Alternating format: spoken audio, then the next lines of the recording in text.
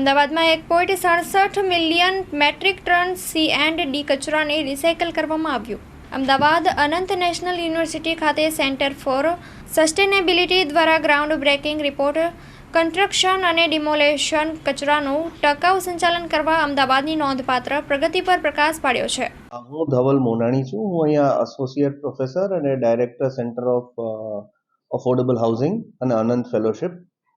આ જે રિપોર્ટ હતો એ અમારો પ્રયાસ હતો અન્ડરસ્ટેન્ડ કરવાનો કે ઇન્ડિયામાં આટલો જે વેસ્ટ જનરેટ થાય છે, કન્સ્ટ્રક્શન એન્ડ ડેમોલેશન વેસ્ટ, જે શિમાલી સાહેબે કીધું કે જે આપણે કન્સ્ટ્રક્શન કરીએ છીએ, ઘર તોડીએ છીએ કે નવું કન્સ્ટ્રક્શન કરીએ છીએ અને આ બધી જનરેટ થાય છે, એનો ખૂબ જ ખરાબ એન્વાયરમેન્ટલ ઇમ્પેક્ટ થાય છે.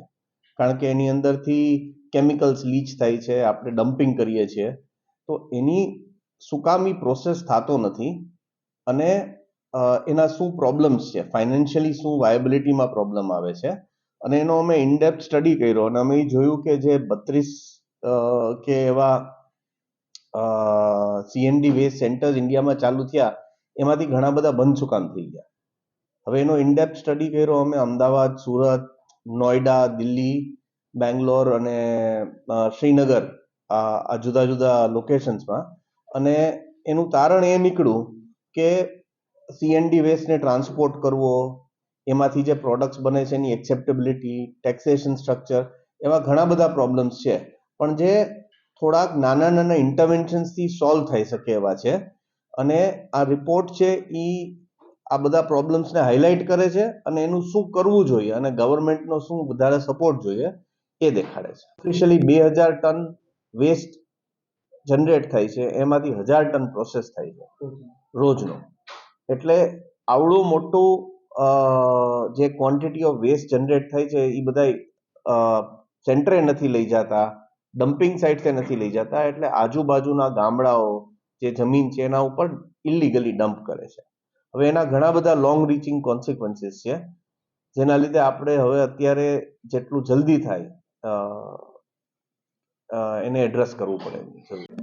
દિલ્હી, નોઈડા, અમદાવાદ, સુરત આ લોકેશન્સ છે જેના પ્લાન્ટ્સ ખૂબ સારી રીતે ચાલી રહ્યા છે.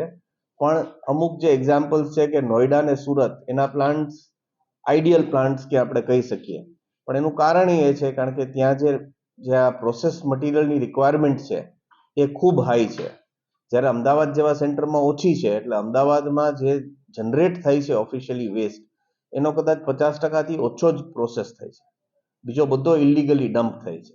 ये था कि जो कंस्ट्रक्शन एंड डिमोलिशन वेस्ट, आपको पता होगा वेस्ट मटेरियल जो होता है वो अलग अलग प्रकार के होते हैं. उसमें ऑर्गेनिक वेस्ट और इनऑर्गेनिक वेस्ट ऐसे दो मेजर प्रकार होते हैं. और इनऑर्गेनिक वेस्ट में फिर जैसे जो शहर खास करके घन कचरा बोलते हैं हम लोग, सॉलिड वेस्ट, उसमें बहुत प्रकार के वेस्ट होते हैं. और उसमें एक वेस्ट मटेरियल जो होता है वो कंस्ट्रक्शन एंड डिमोलिशन वेस्ट होता है.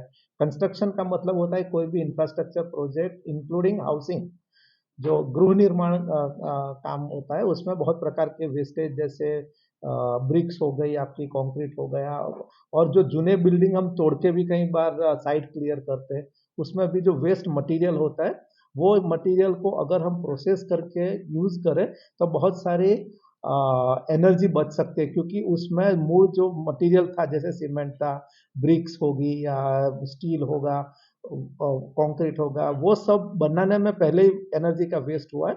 और आज हम बात कर रहे हैं कार्बन न्यूट्रल रिजिम की, मतलब कार्बन फुटप्रिंट या जो कार्बन डाइऑक्साइड जो गैस होता है उसको कम करने की, ग्रीन हाउस गैसेज भी बोलते हैं, उसको कम करने की जो बात है, जो भारत सरकार का भी मैंडेट है. और पूरे विश्व में आज जो चल रहा है कि एनवायरनमेंट को बचाना है, बाय 2050 तक अपने को अगर ओवरऑल टेम्परेचर, जो ग्लोबल वार्मिंग आपने शब्द सुना होगा, वो कम करना है, तो ये सब चीज़ें करनी पड़ेगी. इसका एक भाग करके अनंत यूनिवर्सिटी ने यहाँ अपने सेंटर सस्टेनेबिलिटी डेवलपमेंट सेंटर में एक रिपोर्ट, एक स्टडी किया उन्होंने गए 15 महीने में, 15 मंथ्स.